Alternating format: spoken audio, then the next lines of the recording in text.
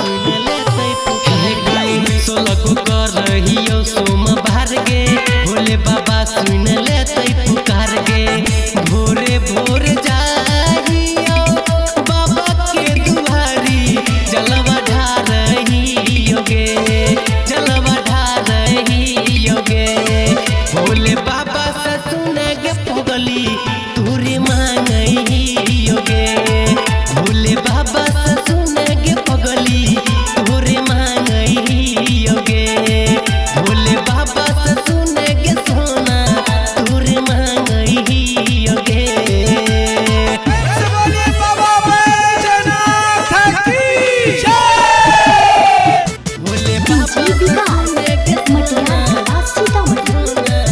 भोले बाबा से सुन गे सोना तोरे मांगहियो गे हे गए हमरो सपनवा पूरा करतै महादेव गे मोन मोन मान लेना हमरा पति देव गे मोन मोन मान लेना हमरा पति देव हे गए हमरो सपनवा पूरा करतै महादेव गे मोन मोन मान लेना हमरो पति देव गे दिल के पतैया पर लिखियो नाम गे भोले भंडारी कर देते काम गे जानो सजादा तोरे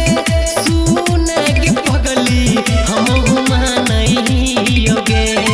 हम मानहियो गे भोले बाबा से सुन गे पगली तोरे मांगहियो गे भोले बाबा से सुन गे सोना तोरे मांगहियो गे भोले बाबा से सुन गे पगली तोरे मांगहियो गे प्रेम से बोला शंकर भगवान की भोले बाबा से